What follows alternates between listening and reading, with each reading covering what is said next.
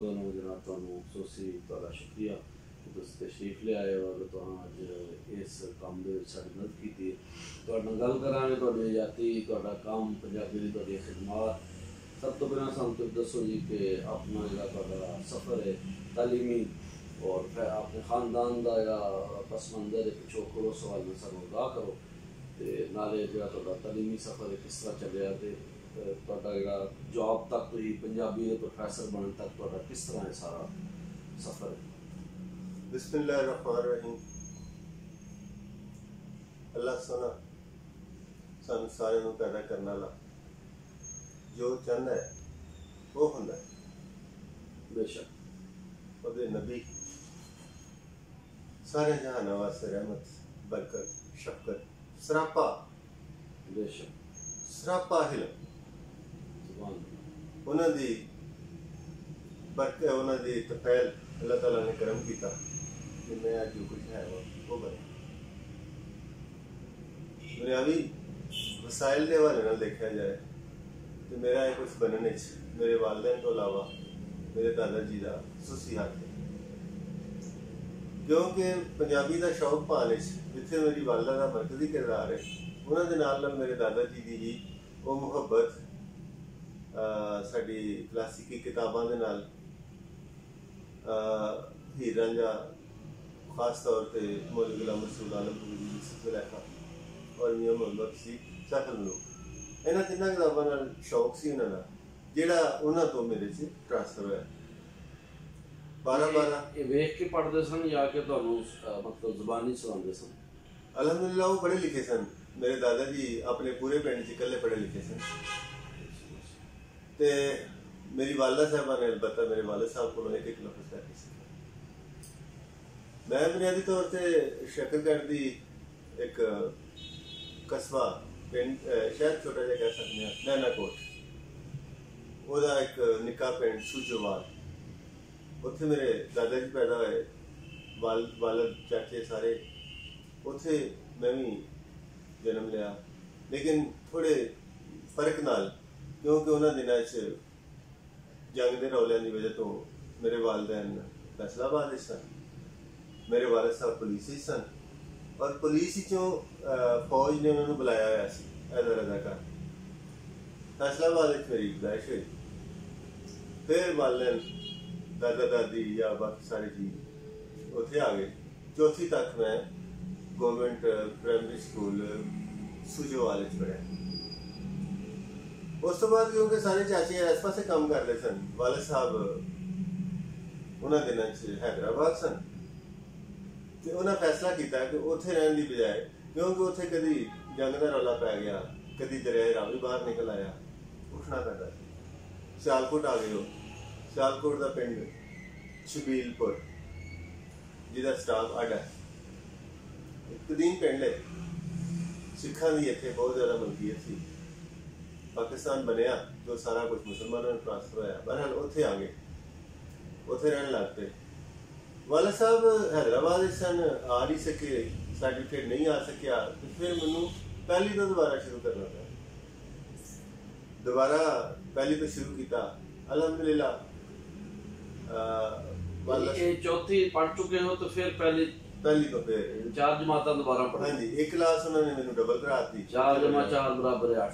हाँ, फिर 10वीं जो मैं पास किया गवर्नमेंट हाई स्कूल भुएंगी तो जी, ते वाले साहब ने पूछा कि तो पढ़ना ही कि नौकर करा दिए और बेहतर है कि तू अपना काम कर, लेकिन उदों मैं कहा जी मैं पढ़ना। ये मैंने शौक हो गया जसूसी नावल पढ़ने का, इमरान सीरीज, इब्ने सफ़ी के नावल और खालिद बिन वलीद के सीरीज के काफ़ी सारे नावल जो पढ़े तो मेरा जहन एक तब्दीली का शिकार है। 7 महीने मैं कॉलेज जाना था तो मैं उन्होंने आख्या जी मैं भर्ती कराओ। उन्होंने आख्या कितने करवाना, मैं आख्या जी सिक्योरिटी फोर्सेज या मैंने डिफेंस फोर्सेज कराओ।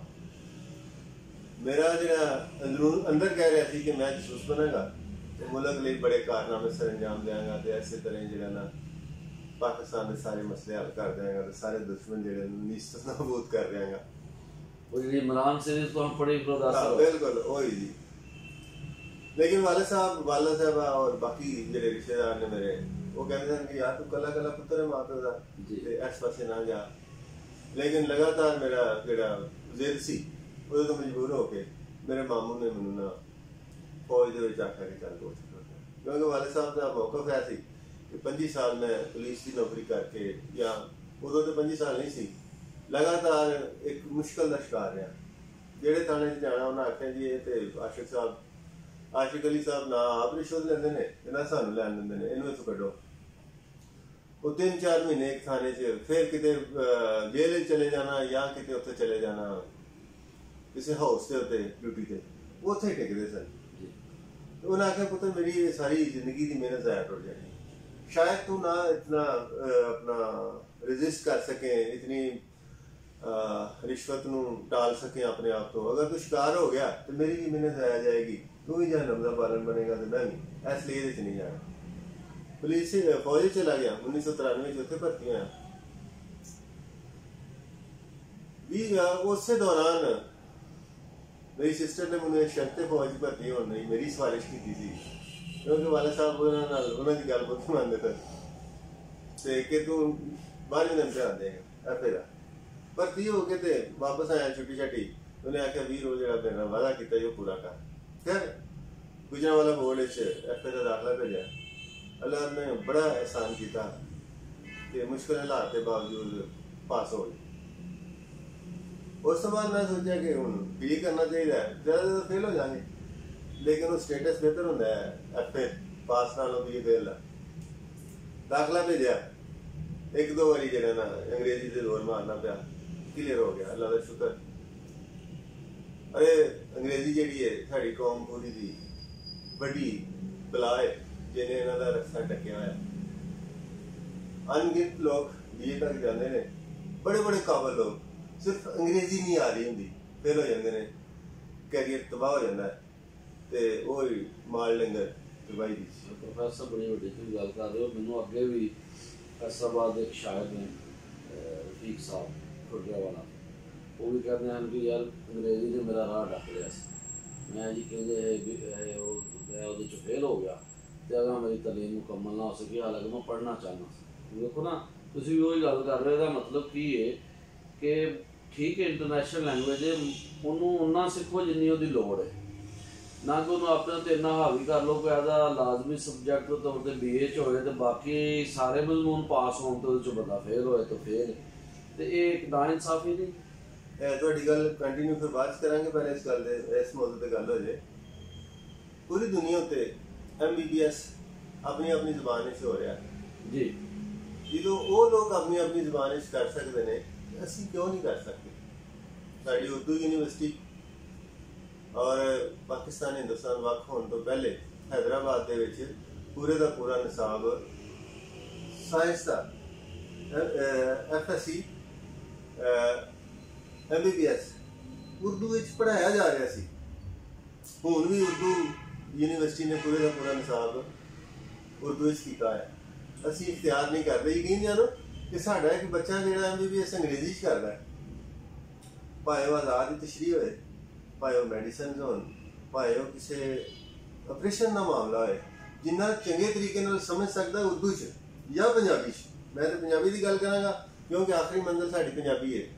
ਪੰਜਾਬ ਦੇ ਵਿੱਚ ਪੰਜਾਬੀ ਅਗਰ ਸਾਇੰਸ ਦੀ ਜ਼ੁਬਾਨ ਬਣ ਜਾਏ, ਅਗਰ ਡਾਕਟਰੀ ਦੀ ਜ਼ੁਬਾਨ ਬਣ ਜਾਏ, ਤਾਂ ਯਕੀਨ ਜਾਣੋ ਸਾਡੇ ਡਾਕਟਰ ਕਿਸੇ ਕਾਬਲ ਹੋਣ, ਮਰਜ਼ ਦੀਆਂ ਬਾਰੀਕੀਆਂ ਕਿਤੇ ਬਿਹਤਰ ਤਰੀਕੇ ਨਾਲ ਸਮਝ ਸਕਦੇ ਹੋ। ਰਿਜ਼ਲਟ ਵੀ ਯਕੀਨ ਸਾਨੂੰ ਹੋਏਗਾ।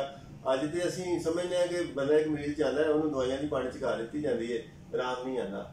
ਬਾਅਦ 'ਚ ਦੂਸਰਾ ਡਾਕਟਰ ਦੱਸਦਾ ਯਾਰ ਇੱਕ ਵੀ ਦਵਾਈ ਇਹਦੇ ਮਰਜ਼ ਨਾਲ ਲੱਗਾ ਨਹੀਂ ਖਾਂਦੀ। ਡਾਕਟਰ ਸਮਝ ਹੀ ਨਹੀਂ ਸਕਿਆ ਬੁਨਿਆਦੀ ਤੌਰ 'ਤੇ। ਬਹਰਹਾਲ ਇਹ ਮਸਾਇਲ ਨੇ। ਅੰਗਰੇਜ਼ੀ ਤੋਂ ਬਗੈਰ ਵੀ ਅਸੀਂ ਤਰੱਕੀ ਕਰ ਸਕਦੇ ਹਾਂ।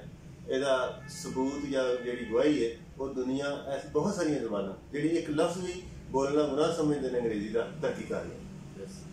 ਸਿਰਫ ਚੰਦ ਦਰਜਨ ਮੁਤਰਜਮ ਰੱਖ ਕੇ ਹਰ ਜਦੀਦ ਇਲਮ ਬੜੇ ਥੋੜ੍ਹੇ ਟਾਈਮ ਵਿੱਚ ਪੰਜਾਬੀ ਵਿੱਚ ਉਰਦੂ 'ਚ ਮੁੰਤਕਿਲ ਕੀਤਾ ਜਾ ਸਕਦਾ ਹੈ। ਔਰ ਉਹ ਜਿਹੜੇ ਤਰਜਮਾ ਕਰਨ ਵਾਲੇ ਨੇ ਉਹਨਾਂ ਨਾਲ ਬਾਕੀ ਕੌਮ ਦੀ ਜਾਨ ਛੁੱਟ ਸਕਦੀ ਹੈ। हाँ अगर अंग्रेजी समझ तो जरूरी है तो एक साल का 6 महीने का कोर्स रखा जा सकता है या इख्तियारी तौर पर जिन्होंने बाहर जाना है, जिन्हों का मकसद ही बाहर जाना है या जिन्हों का सफारतखाने के कोई तलक बनता है या जो इंपोर्ट एक्सपोर्ट के नाल कोई जुड़ना चाहते हैं वो कर लें, साल का कर लें, 2 साल का कोर्स कर लें, लैंग्वेज कोर्स करने जाए, लेकिन इनू रुकावट नहीं बनना चाहिए। लाजमी मजमून के तौर से साडा रस्ता ढकने वाली है अंग्रेजी जबान साड़ी तरक्की का रस्ते की रुकावट है, मददगार नहीं, क्योंकि इल्म नहीं सिर्फ जबान है। जी सर तुसी गल कर रहे सो 2000 मेरा MA क्लीयर होया तो मैं सोचा कि ਇਹਦਾ ਭਾਰ ਲਾਣ ਲਈ ਇਸ MA ਦਾ ਹੱਕ ਅਦਾ ਕਰਨ ਲਈ ਮੈਨੂੰ ਪੰਜਾਬੀ ਇਸ ਕੰਮ ਕੀ ਕਰਨਾ ਚਾਹੀਦਾ। ਇਸ ਸਿਲਸਿਲੇ 'ਚ ਉਹਨਾਂ ਦਿਨਾਂ ਦੀ ਕੁਦਰਤ ਨੇ ਮਦਦ ਕੀਤੀ। ਇੱਕ ਰੱਦੀ ਦੀ ਰੇੜੀ ਉੱਤੇ ਮੈਨੂੰ ਕਿਤਾਬ ਔਖੇ ਪੈਣੇ ਮਿਲ ਗਈ। ਮੈਂ ਵੇਖਿਆ ਤੇ ਉੱਥੇ ਬੜਿਆਣੇ ਦਾ ਐਡਰੈਸ ਲਿਖਿਆ ਹੋਇਆ, ਬਸ ਬੜਿਆਣੀ ਦੀ ਕਿਤਾਬ ਸੀ। मैं पूछता पछता उसे पहुंच गया, मिलिया, इंतहाई मिलनसार आज बहरहाल बयान करना मुश्किल है थोड़े लफ्ज़। उन्होंने मुलाकात हुई, प्यार बढ़ता रहा, उन्होंने मैं किताब 84 सफ़े की किताब थी, बस बड़ियान भी हयाती की शायरी हूँ तो माशाअल्लाह उन्होंने MPhil का मुकाला भी लिखा जा चुका है। सन 2000 ਤੁਸੀਂ ਗੱਲ ਕਰ ਰਹੇ 2001 मेरी वो किताब छपी तो हूँ तो मेजर खालिद साहब ने उन्होंने MPhil का मुकाला कर लिया होया जिहदे च उन्हां दीयां 331 किताबां की फहरिस्त मौजूद है।